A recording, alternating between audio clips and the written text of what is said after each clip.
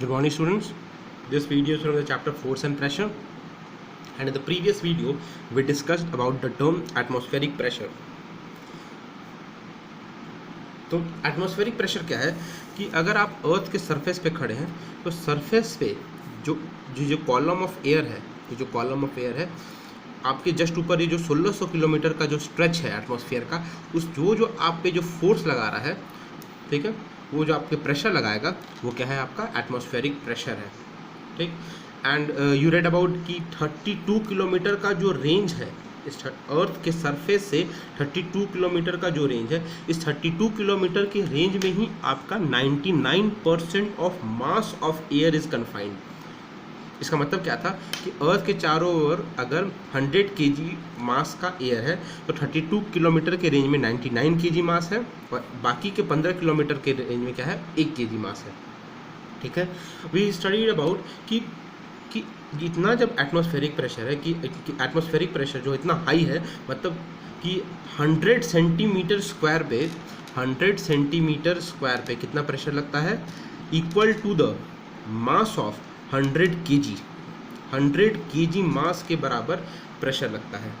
इतना आप पे आपके बॉडी पे प्रेशर लग रहा है। तो इतना अगर ये प्रेशर हाई है तो why don't we get crushed under this extreme atmospheric force.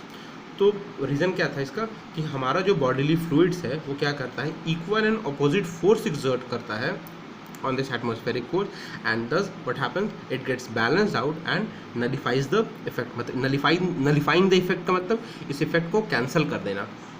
So today we'll proceed more further and we'll discuss about कि what are the factors which affect atmospheric pressure। इस atmospheric pressure का जो value है क्या, इसको increase या decrease किया जा सकता है क्या। तो सबसे पहला फैक्टर क्या है कि altitude। altitude means height। Altitude का मतलब क्या है, एल्टीट्यूड मीन्स हाइट, ठीक है। तो ये सबसे इंपॉर्टेंट फैक्टर है कि अगर आप अर्थ के सरफेस पे खड़े हैं, ये अर्थ का सरफेस यहाँ पे खड़े हैं, तो आपके जस्ट ऊपर क्या है, 1600 किलोमीटर का स्ट्रेच है, 1600 किलोमीटर का स्ट्रेच है एटमॉस्फेयर का। तो 1600 किलोमीटर का स्ट्रेच जो है वो आप पे प्रेशर लगा रहा है, ठीक है। तो इस पॉइंट पे मैक्सिमम होगा, इस पॉइंट पे मैक्सिमम होगा, और जैसे जैसे आप ऊपर ट्रैवल कीजिएगा, मतलब अर्थ के सरफेस से ऊपर ट्रैवल अगर हम करना स्टार्ट करें तो धीरे धीरे क्या होगा, मान लीजिए कि आप 100 किलोमीटर ऊपर आ गए, यू हैव ट्रैवल्ड 100 किलोमीटर, ठीक है। अर्थ का सरफेस है, सरफेस से आप कितना ऊपर आ चुके हैं, you have travelled 100 kilometre up, तो 100 किलोमीटर ऊपर आ चुके हैं। अब क्या होगा कि as you proceed higher, what happens, the air becomes thinner. Air पतला हो जाता है क्योंकि 32 किलोमीटर में ही आपका 99% ऑफ एयर कन्फाइंड है, 99% ऑफ एयर बाय मास। तो आप तो 100 किलोमीटर ऊपर चले गए, तो 100 किलोमीटर ऊपर क्या होगा, 100 किलोमीटर ऊपर में क्या होगा, the air gets thinner.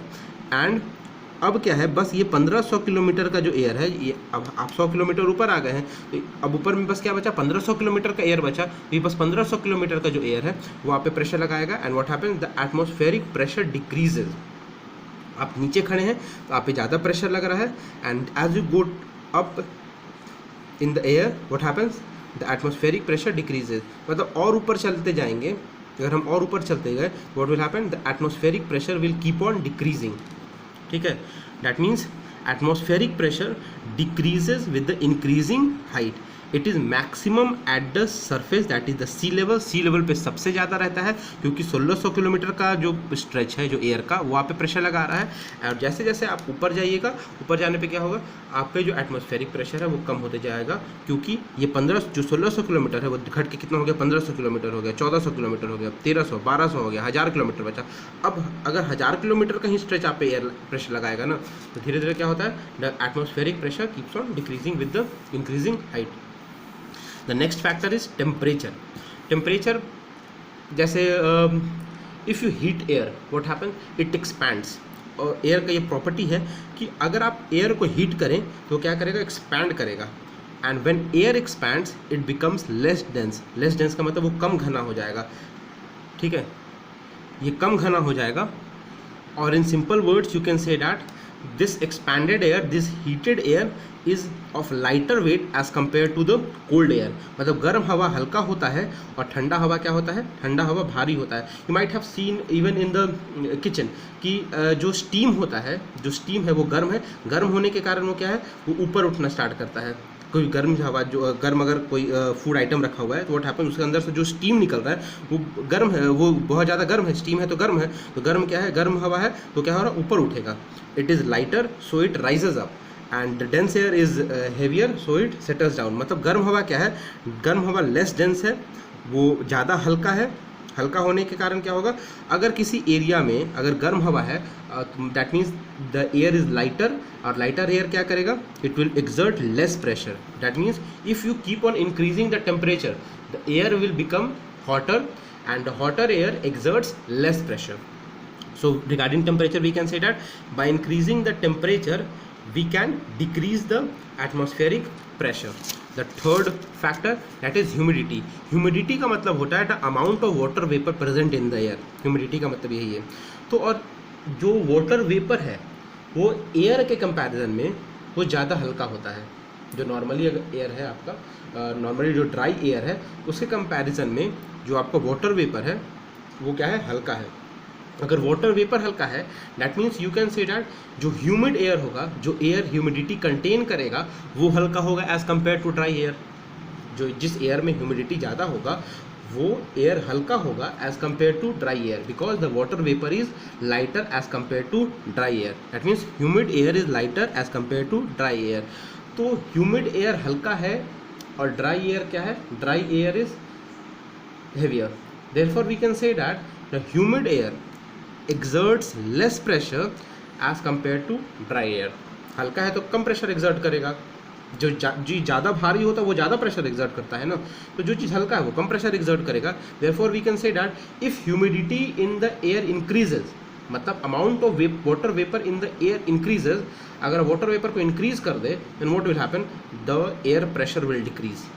that means the humid air increases the humid air decreases the atmospheric pressure.